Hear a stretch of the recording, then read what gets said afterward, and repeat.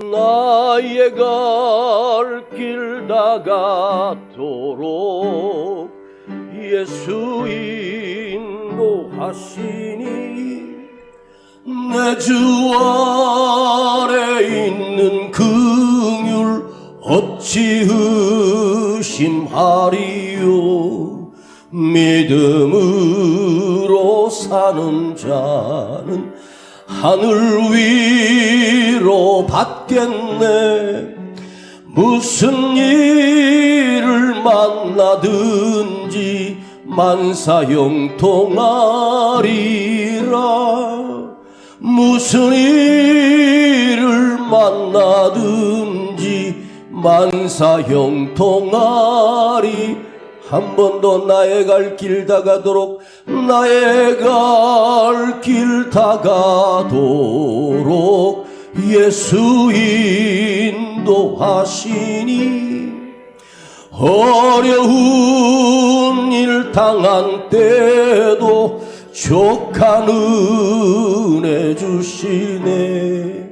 나는 심히 고단하고 영혼 매우 가라라. 나의 앞에 반석에서 샘물 나게 하시네. 나의 앞에 반석에서 샘물 나게 하시네.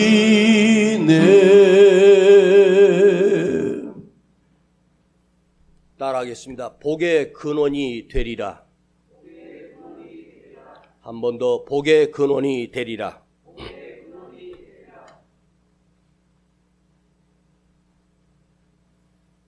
사람들이 인생을 살면서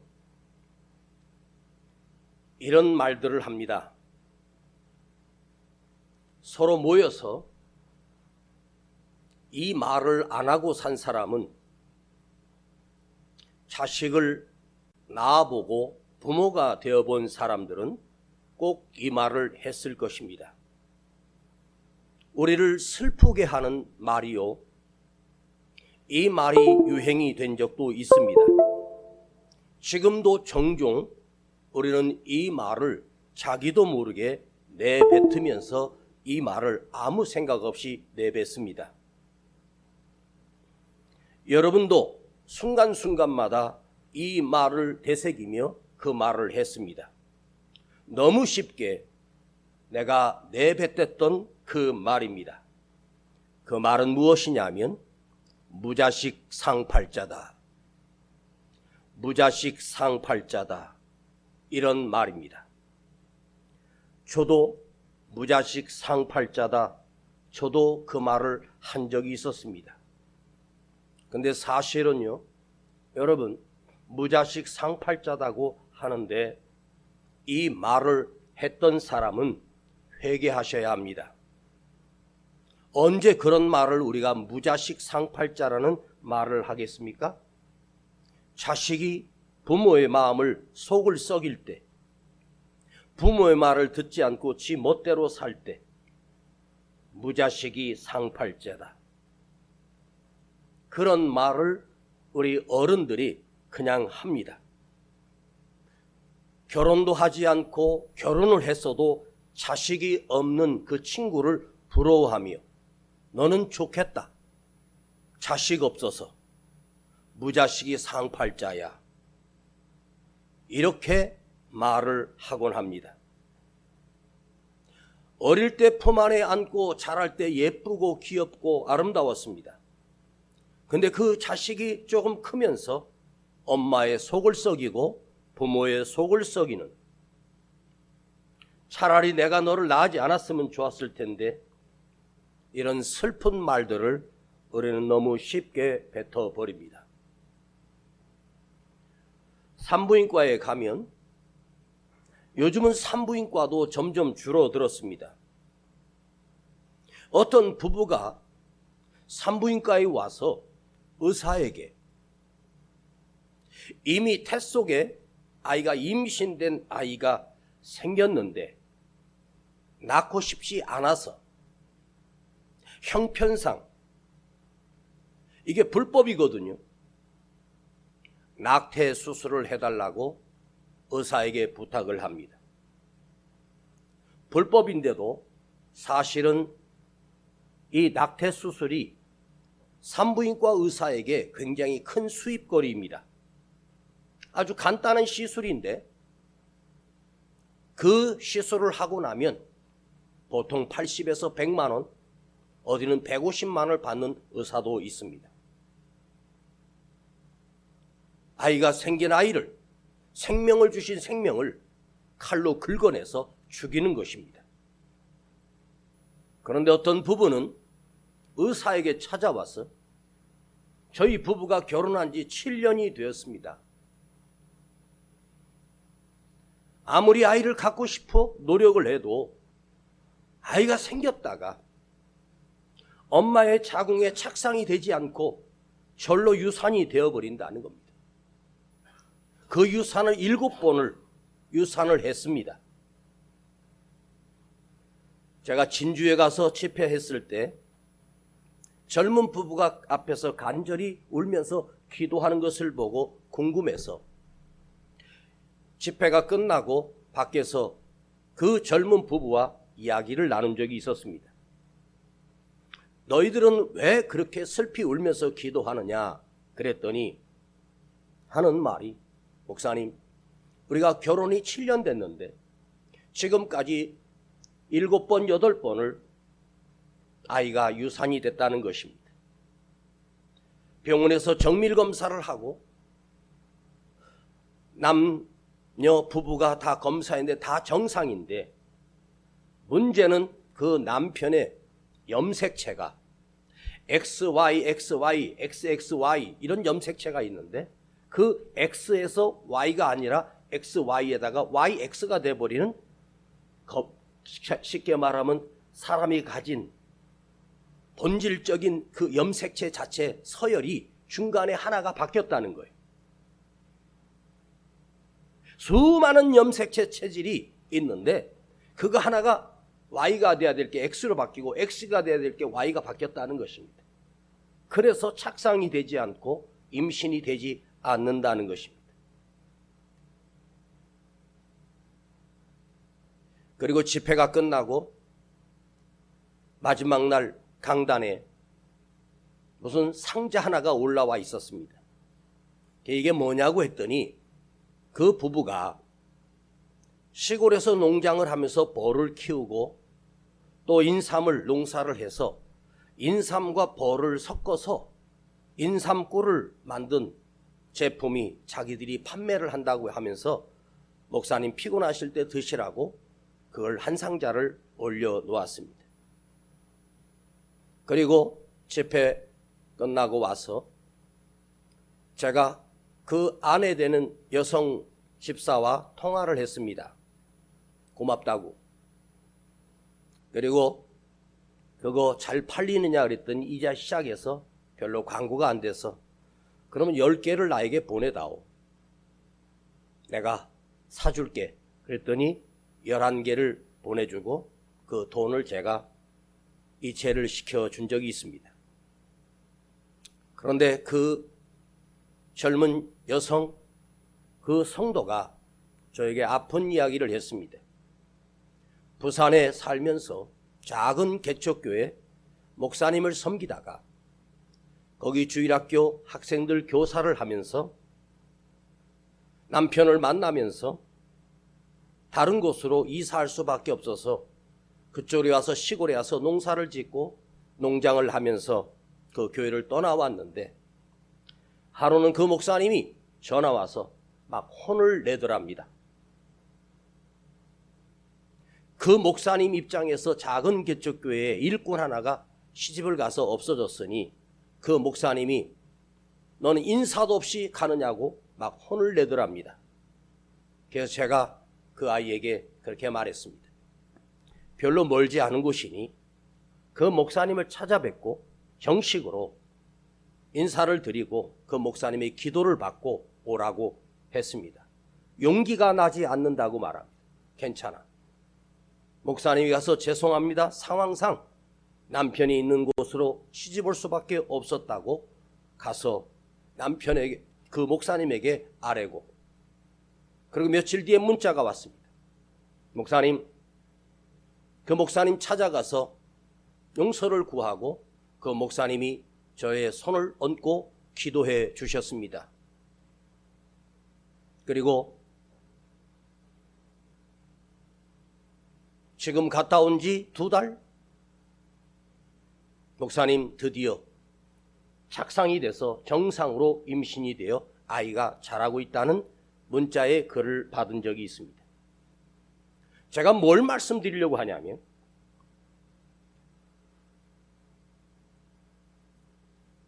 그 부부가 아이를 낳고 싶어서 7번을 인공수정을 해도 착상이 안 됩니다. 인공수정을 한번 받는 비용이 500에서 1000만 원 정도의 비용이 들어갑니다.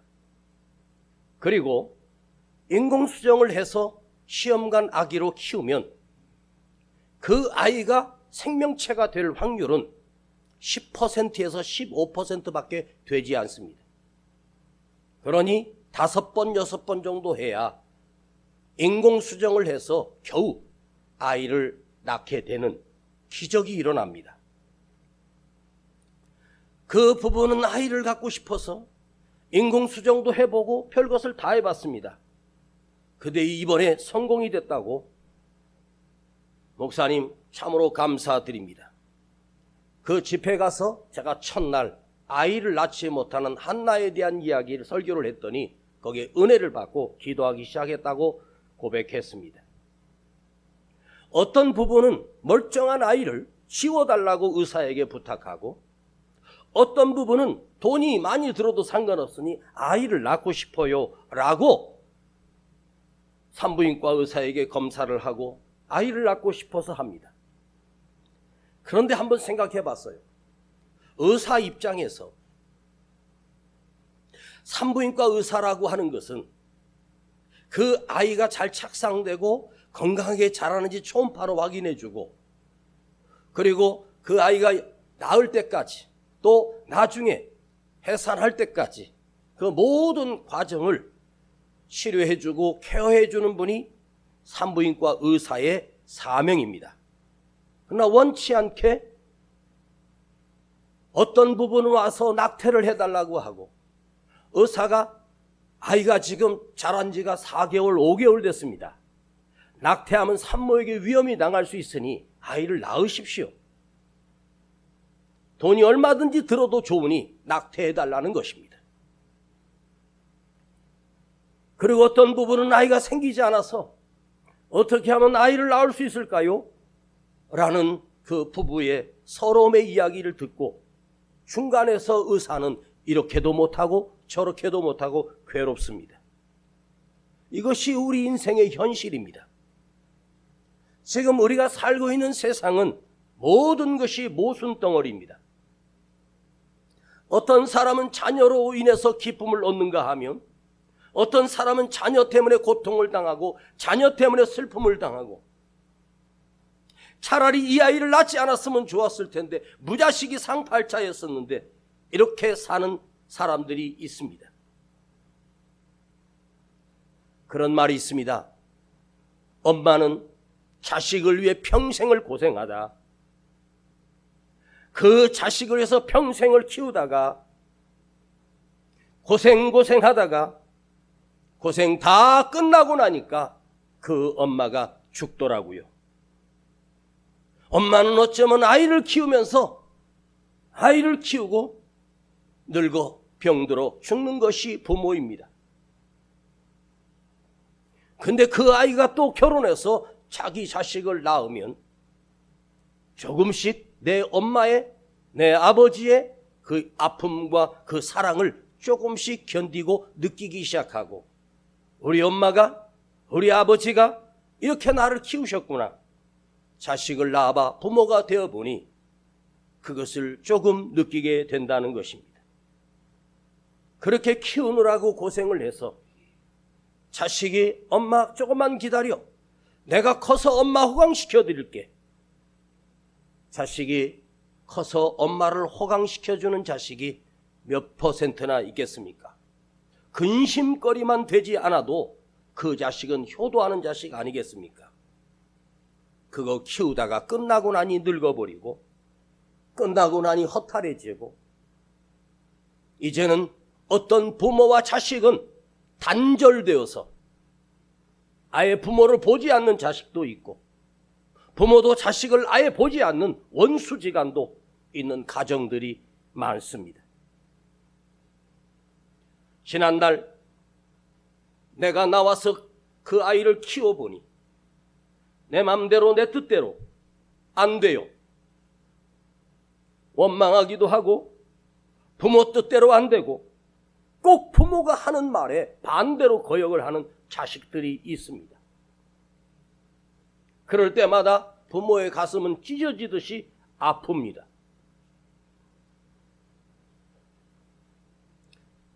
육적으로 핏줄을 받아서 낳은 자식이 있고요.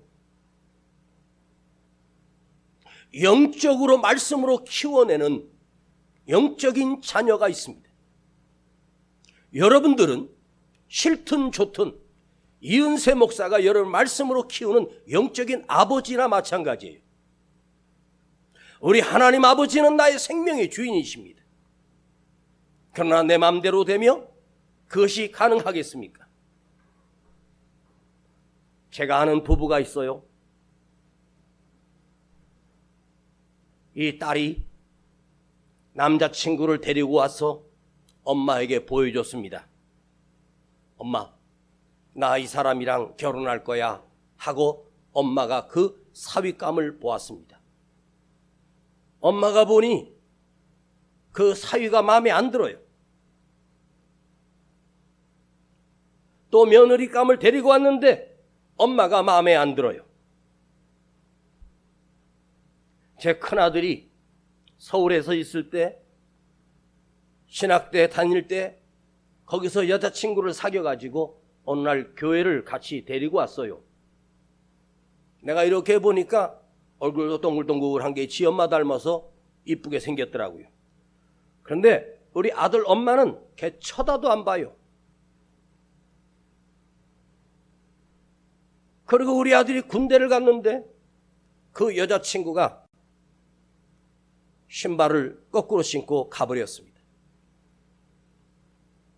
그리고 나중에 어떻게 해서 어떤 소개로 여자를 만났는데 결혼하겠다는 것입니다. 여러분도 제 큰며느리를 보셔서 알지만 제가 100% 마음에 드는 것도 아니고 100% 싫은 것도 아니고 저희 아내도 100% 좋은 것도 아닙니다. 니들이 좋다는데 그럼 해라. 그리고 대구까지 가서 그 사돈댁을 만나 식사하고 같이 처음으로 만나고 예식 날짜를 잡아서 결혼을 해서 살고 있습니다. 누구는 직업도 좋고 가문도 좋고 능력도 있는 신랑감을 자기 예쁜 딸에게 맞선을 봤더니 엄마가 기대합니다. 맞선을 보고 들어온 딸에게 엄마가 물어요. 어때, 마음에 드니? 그랬더니 여자는 지방으로 들어가서 문을 잠가버립니다. 엄마가 문을 두들기고 문을 좀 열어달라고 얘기 좀 해보자. 왜? 그 정도면 좋지 않냐? 학문도 좋고 직업도 그렇고. 그런데 이 여자가 뭐라는 줄 아세요? 엄마, 다 좋은데 필이 안 와. 필이 뭔지 아세요? 느낌이 안 온대요. 느낌이 없답니다. 끌림이 없다는 거죠. 우리 옛날에는 어르신들이 자기들끼리 야, 우리 사돈하자, 그러자, 네 딸하고 우리 아들하고 결혼시키자. 옛날 할아버지들이 그렇게 결정해버리면 그 아들과 딸은 신부감이 누구인지도 모르고 신랑감이 누구인지도 모르고 결혼식 날 처음 만나는 거예요. 그리고 그 시골의 마당에서 닭 한 마리 세워놓고 거기다 촛불 세워놓고 서로 신랑 신부 절하고 결혼 예식을 치릅니다. 한 번도 본 적도 없고 부모가 결정해서 이 자식들이 결혼하는데 그 부부들이 잘 살아요. 또 신기하죠? 우리는 서로 사귀어보고 성격도 파악해보고 살았는데 1년도 안 돼서 마음에 안 맞는다고 이혼해버립니다. 제가 왜 이런 얘기를 하는가? 저는 오늘 처음으로 아브라함이 나이 100세에 낳았던 그 아들 이삭이 얼마나 위대한 이삭이었는가를 말씀드리려고 합니다. 오늘 이 성경에 들어가서 우리는 한 가지 답을 얻게 되고 분명한 대답을 얻을 것이며 이 말씀 안에 여러분의 인생의 해결의 문제가 있습니다. 그리고 오늘 이 말씀으로 여러분은 응답이 될 것입니다. 하나님께서 아브라함을 부르셨습니다. 그리고 부르시고 뭐라고 말씀하셨냐면 내가 너에게 복을 주리라. 하나님께서 사실은 아브라함에게 주신 복은 크게 두 가지밖에 없어요. 첫 번째는 네 자녀를 통해서 온 세상을 다스리는 지도자들이 나올 것이며 자녀의 복을 주시겠다고 했고, 두 번째로는 내가 너에게 땅을 주겠다. 내가 지시할 땅으로 가라. 그 땅이 내가 너에게 줄 땅이야. 아브라함이 얻은 땅은 고작 몇백 평도 안 되는 작은 땅입니다. 그러나 그 후에 그들의 후손이 온 세계에 땅을 지배하는 민족이 됩니다. 지시할 땅으로 가라. 땅을 주겠다. 너의 자녀가 온 세상에 편만할 것이며 하늘의 별처럼 바다의 모래처럼 번성할 것이다. 이 두 가지 복을 하나님이 약속해 주셨는데, 그러면서 진짜 축복은 뭐냐면 너는 복의 근원이 되리라. 복의 근원이 되리라. 이건 아브라함에게만 약속한 것이 아니라 오늘 이 시간 저와 여러분에게 하나님이 약속하시는 하나님의 복입니다. 너는 복의 근원이 되리라. 근원은 뭐예요? 근본적인 원인. 네가 복을 받을 수밖에 없고 너를 통해서 네 아는 모든 사람들의 복의 근원이 돼. 네가 없으면 이 세상은 망해. 네가 있기 때문에 이 세상의 복의 근원이 너이기 때문에 너의 자녀들 통해서 온 세상이 복을 받게 돼. 내가 너의 복의 주인이 되어줄게. 네 삶을 통해서 복의 주인이 되고 너를 인하여 온 세상이 복을 받게 되는 복의 시작이 너로부터이다. 오늘 우리가 복을 받고 사는 이유는 사실은 이 아브라함과 이삭의 순종이 있기 때문에 오늘 우리가 이 복을 누리고 살고 있다는 말입니다. 너로 인하여 온 세상이 복을 얻으리라, 복을 받으리라. 이 말씀은 대단히 중요한 하나님의 말씀입니다. 여러분 자신이 내가 생각해 볼 때 무슨 복을 받았는데 지금 여기 앉아만 계셔도 복을 받은 거예요. 그걸 잊지 마세요.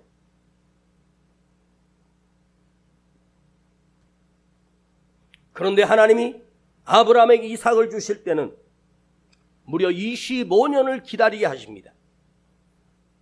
그런데 아브라함은 그 약속을 붙들고 끝까지 믿고 따라가요. 하나님이 아들 주신다, 아들 주신다고 했어요. 그때 갈 때가 75세예요. 아브라함의 나이 75세인데 하나님이 아들 주신다고 해서 그냥 거침없이 하나님 말씀만 믿고 살아요. 그런데 시간이 지나면서 아브라함은 흔들리기 시작합니다. 온전히 믿음을 따라갔던 아브라함이 흔들리기 시작하면서 사라의 몸종을 통해서 이스마엘을 낳게 되고 그것이 자기 아들이라고 착각합니다. 그런데 하나님이 아니랍니다. 그건 네 마음대로 낳은 아들이고 내가 준 자녀는 약속의 자녀야. 약속의 자녀. 그가 바로 이삭입니다. 너는 내 앞에서 완전하라. 나는 전능하신 하나님이야. 나는 능치 못함이 없는 하나님이야. 사례는 이미 여성으로서 아이를 낳을 수 없는 몸이요. 아브라함도 100세가 되었습니다. 너의 부족하지만 나는 능력의 하나님이야. 내가 너와 함께하고 있어. 너는 내 안에 있느니라. 두려워하지 말라. 하나님이 요구하시면 완전함입니다. 그 완전함은 어디서 완성되는가? 하나님의 시간을 기다리는 것입니다. 우리가 있는 이 신흥동 지역은 이미 개발 지역으로 선포가 되었고 온 주민들이 70% 80% 동의가 돼서 이제 개발이 단계가 있습니다. 조금 있으면 수용이 될 것이고 보상 금액이 나올 것이고 우리는 어차피 여기서 어디론가 옮겨야 하는 교회입니다. 그 기다림의 시간은 우리가 생각했던 시간보다 길 수도 있습니다. 이르면 2년, 늦으면 3, 4년. 우리 교회를 하나님께서 어디로 이끄실지 저는 알지 못하지만 하나님이 우리를 인도하고 계시고 상상할 수 없는 놀라운 능력으로 지금 우리의 소수가 모여 있지만 하나님께서 우리 교회를 어떻게 사용하실지 우리는 아직 아무것도 모릅니다. 그러나 여러분, 전능하신 하나님을 믿으세요. 너희는 완전하라. 나의 약속을 끝까지 지키고 견디고 이겨내라 입니다. 기다림, 참으로 기다림은 어려운 일입니다. 기다린다는 것은 쉬운 일이 아닙니다. 하나님의 요구에 완전함은 하나님의 약속을 끝까지 믿고 흔들리지 않고 기다리는 것입니다. 모든 이 세상에 시시한 것들도 아무것도 아닌 것들도 순간적으로 주어지는 것이 아니에요. 모두 다 기다려야 돼요. 중학교 1학년 올라갔을 때는 언제 졸업하지? 그때 그 3년은 무척 길었습니다. 고등학교 입학했을 때 이 3년이 어떻게 가지? 순식간에 흘러갔습니다. 졸업장 한 장 받으려고 그 3년을 매일매일 지각하지 않고 수업에 참여하고 열심히 공부하고 그래야 졸업이 되는 거죠. 인생은 기다림 속에 있는 거예요. 여러분 월급이 매일매일 한 달치 월급이 매일매일 나오면 얼마나 좋겠습니까? 하나님은 기다리게 하시는 것입니다. 어떤 분이 누군가에게 거위 한 마리를 선물로 받았습니다. 이 거위는 아주 귀한 거위야. 이건 매일같이 달걀을 낳는데 그게 달걀이 아니라 금이다. 그리고 그 거위를 갖다가 키우는데 진짜 신기하게 이 거위가 알을 하나씩 낳아요. 어떨 때는 이틀에 한 번 낳고 어떨 때는 3일에 한 번씩 낳아요. 어떨 때는 잘 먹이를 주면 하루에 한 번씩 알을 낳아요. 근데요, 닭은 매일 알을 낳지만 거위는 3일에 한 번 낳기도 하고 5일에 한 번 낳기도 해요. 그런데 그 거위가 낳은 알은 황금입니다. 황금 알을 이틀에 한 번, 어떨 때는 하루에 한 번씩 황금 알을 낳아요. 이만한 주먹만한 금덩어리가 그 거위에서 나오니 얼마나 행복하겠습니까? 그래서 부자가 됐습니다. 집도 넓히고 땅도 넓히고 건물도 올리고 그 금으로. 그런데 이 주인이 어리석은 생각을 했습니다. 아이고, 이걸 이틀을 기다리고 3일을 기다리고 하루를 또 기다리더니 아예 그 거위를 잡아가지고 배를 갈라버렸습니다. 그 속에 있는 금을 미리 수백 개를 해서 뭘 하려고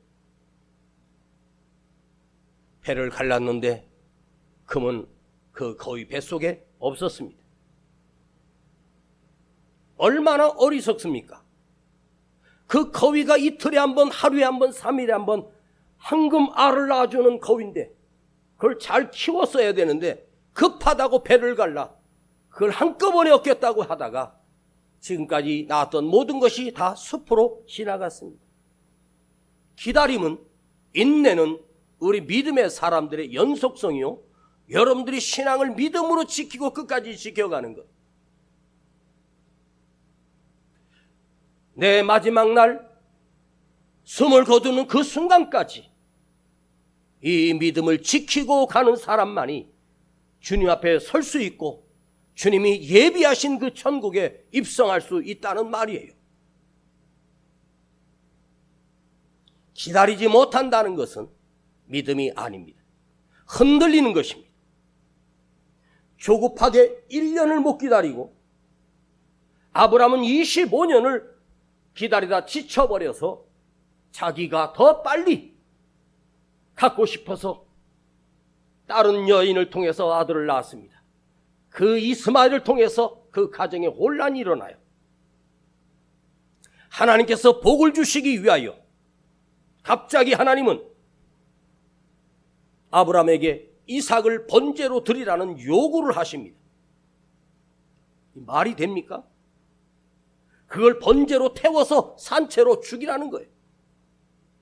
이것은 하나님께서 아브라함을 시험하시려고 해요. 하나님이 이삭을 원하시는 것이 아니에요. 하나님이 아브라함을 시험하시는 거예요.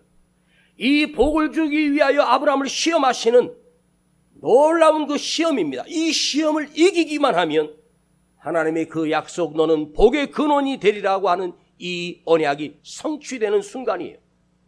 그러나 아브라함도 사람입니다. 흔들리지 않을 수 없지 않습니까? 100세 얻은 아들을 하나님께서 불에 태워 바치라고 하니 아브라함이 혼란스럽지 않았겠습니까? 저 같으면 하나님이 해도 너무하시지 않습니까? 차라리 제 양의 1500마리를 다 드릴게요. 아니야, 이삭이야. 도덕적으로도 인간을 제물로 바치는 건 우상신들이 하는 건데 전능하신 하나님이 사람을 갖다가 바치래요. 말이 안 되는 이야기입니다. 약속이 틀리지 않습니까? 그럼 하나님이 할 말이 없어요. 번성하게 해주신다고 해놓고 이제 죽인다고요? 이건 살인입니다. 말이 안 됩니다. 그러나 아브라함은 하나님의 음성을 듣고 그 말씀에 온전히 순종하기 시작합니다. 묻지도 않습니다. 계산도 하지 않습니다. 따지지도 않습니다. 알겠습니다, 하나님. 그리고 아침 일찍 일어나 이삭을 데리고 모리아산으로 출발합니다. 이것이 아브라함의 진짜 믿음이었습니다. 이것이 아브라함의 진짜 순종이었습니다. 오늘 시대에 이런 설교를 목사님이 하면, 목사님 지금 시대가 어느 시대인데 이런 설교 하십니까? 옛날 이야기가 아닙니다. 저는 지금 옛날 이야기를 여러분에게 설파하는 것이 아니에요. 여러분은 걱정하지 마세요. 여러분에게 자식 바치라고 하나님은 절대로 요구하지 않아요. 저에게도 요구하지 않아요. 이것은 전에도 없었고 후에도 없는 유일한 사건이에요. 왜 하나님이 아브라함에게 이삭을 바치라는 요구를 하셨을까? 아브라함을 하나님께서 그 후손들을 구원하시기 위하여. 뭔 소리요? 개척할 때요, 제가 새벽에 창세기를 강의하면서 이 설교를 했더니 어떤 분이 시험 들어서 안 나오는 거예요. 내가 그분한테 자식 바치라고 한 적도 없는데 이 사건을 했는데, 오늘 여러분 시험에 들지 않기를 바랍니다. 하나님이 의도가 뭐예요? 시험하셔서 아브라함에게 엄청난 복을 주시기 위하여 그 이삭을 바치라고 지금 말씀하시는 거예요.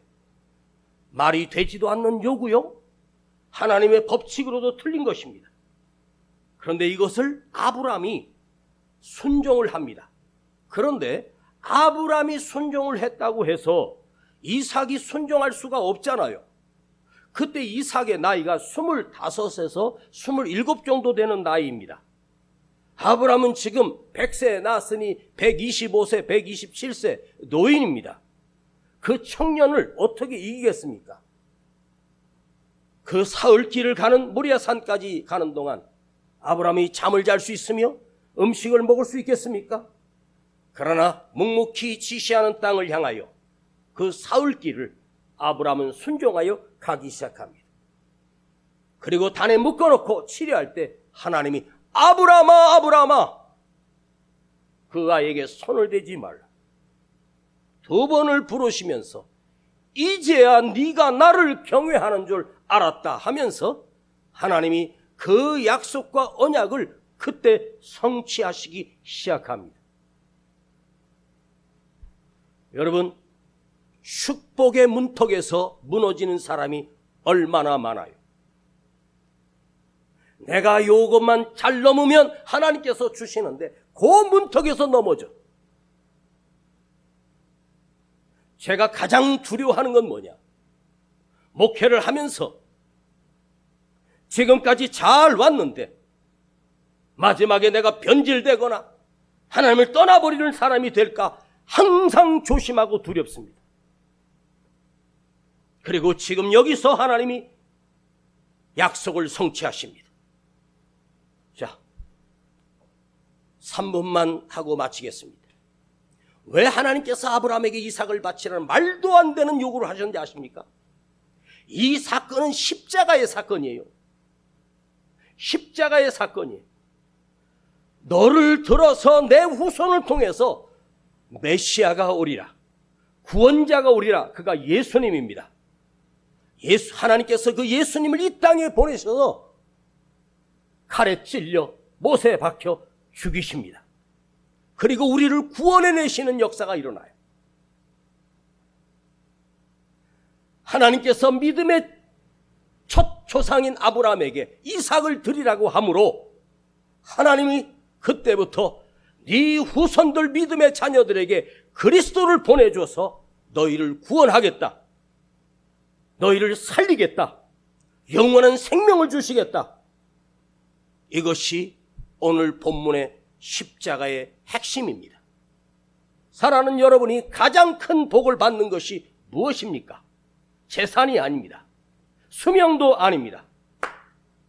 여러분이 예수를 믿고 구원받는 것보다 더 큰 복이 없습니다.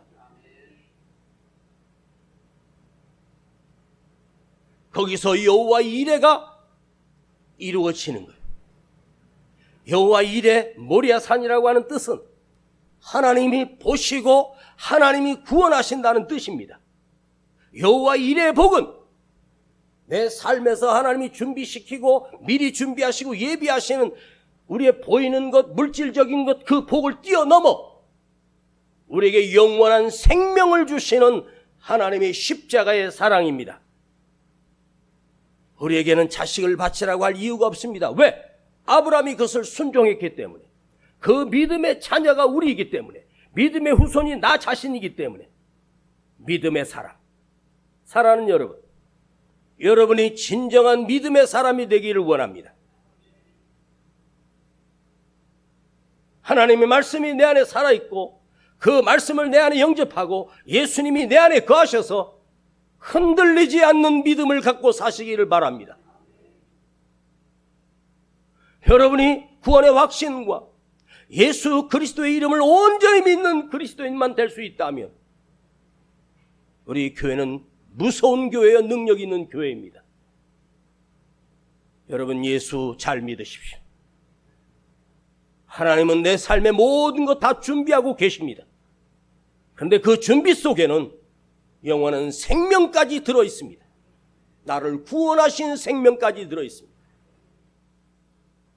오늘 이것이 여러분 안에 이 여호와 일의 축복이 여러분을 믿어지시고 그 여호와 일의 축복이 여러분 가슴에 주인이 되기를 축복합니다. 기도합니다. 하나님 아버지, 감사드립니다. 우리를 구원하시기 위하여 우리의 믿음의 조상 아브라함께서 그 아들을 하나님 앞에 바쳤을 때 하나님은 어린 양을 준비하셔서 바로 예수님을 준비하셔서 제물로 드리게 하셨습니다. 우리 주님이 이 땅에 오셔서 우리를 죄를 대신하여 죽으심으로 우리를 구원해 주심을 감사드립니다. 주여, 우리가 더 이상 두려움 속에 떨지 않게 하시고 나의 모든 삶에 아버지 하나님께서 여호와 이레로 나와 함께 하심을 끝까지 믿게 하시고 끝까지 의지하며 살겠습니다. 그 놀라운 사랑과 그 놀라운 은혜가 우리 가정들과 우리 교회와 우리 민족 위에 충만하게 하여 주시옵소서. 우리 주 예수 그리스도의 이름으로 간절히 축복하고 기도하옵나이다. 아멘. 나의 갈 길 다가도 예수 인도하시니 내 주 안에 있는 긍휼 어찌 의심하리요. 믿음으로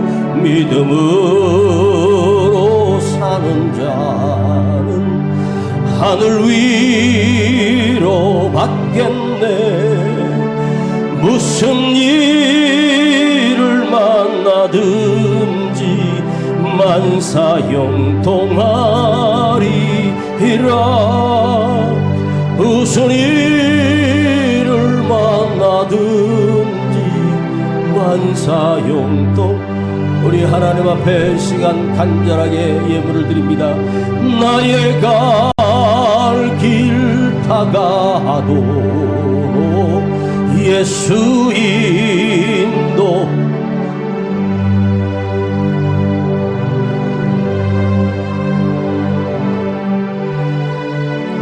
족한 은혜 주시네. 나는 심히 고단하고 영혼 매우 가라나. 나의 앞에 반석에서 샘물 나게 하시네. 나의 앞에 반석에서 샘물 나게 하시네. 나의 갈 길 다가. 우리 다 같이 일어납니다. 예수 인도하시니 그의 사랑 어찌 큰지 말로 할 수 없도다. 성령 감화 받은 영혼 하늘나라 갈 때에 영영 부를 나의 찬송. 예수 인도하셨네. 영영 부를 나의 찬송. 예수 인도하셨. 나의 갈 길 다가도록 두 손 가슴에 모고 나의 갈 길 다가도 누가 인도해요? 예수 인도하시니 그의 사랑 어찌 큰지 말로 할 수 없도다. 나는 받은 영혼 하늘나라 갈 때에 영영 부를 나의 찬송. 예수 인도하셨네. 영영 부를 나의 찬송. 예수 인도하셨네. 그대 앞에 지금은 캄캄합니까? 어둠이 밀려왔습니까? 파도가 밀려왔습니까? 한 치 앞도 볼 수 없는 시륵 같은 어둠 속에 갇혀 있습니까? 두려워하지 말고 염려하지 마십시오. 나를 인도하시는 나의 아버지 하나님이 계시고 여러분 안에는 이미 여호와 일의 축복이 주어져 있고 여호와 일의 축복이 있기에 여기 서 계시는 것입니다. 여호와 하나님이 나를 인도해 가시고 그 구원하시는 그 놀라움까지 이미 준비해 놓으셨습니다. 우리는 한 가지 그 기다리며 인내하며 아버지 하나님 나를 어디로 인도하시는을 기대하며 기다리고 참고 인내하는 것입니다. 그리고 하나님의 말씀에 순종하여 사는 것입니다. 오늘 나의 삶을 통해서도 누군가에게 여호와 일의 복을 끼쳐드리는 제2의 아브라함이 되기를 원하며 순종하는 사람이 되기를 원합니다. 우리 함께 간절히 기도합니다.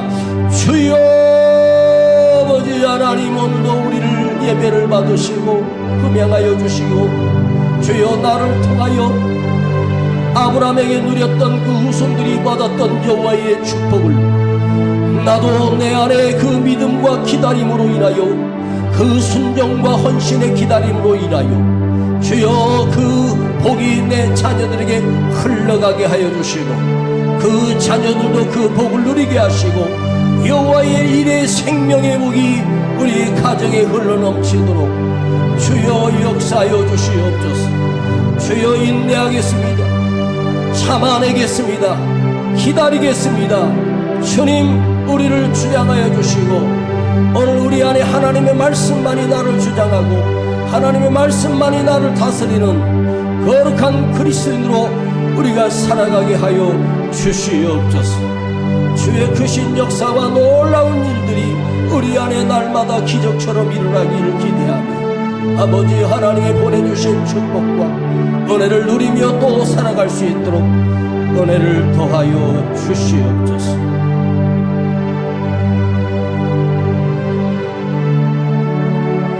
영영 부를 나의 찬송 예수 인도하셨네.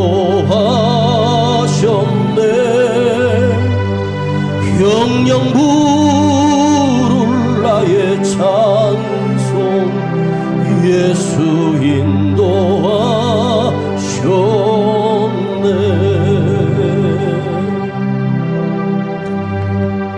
아버지 하나님 오늘 예물 드렸습니다.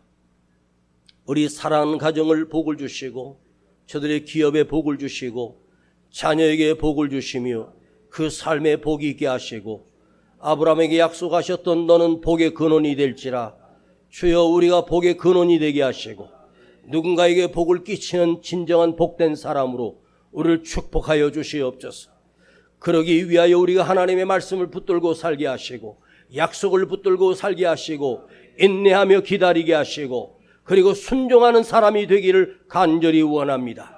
저들 가정의 아버지 하나님이 상상할 수 없는 놀라운 복으로 채워주시고 인도하여 주시고 아픈 자가 있습니까? 치료하여 주시고 일어나게 하시고 심령이 상한 자가 있습니까? 기쁨과 평강과 감사가 넘치게 하여 주시옵소서. 지금은 우리 구주 예수 그리스도의 은혜와 아버지 하나님의 놀라우신 사랑하심과 성령님의 감화감동 충만 내재 인도하심이 교통하심이 우리 모든 성도들 복의 근원이 되는 사람들이 될지어다. 아멘.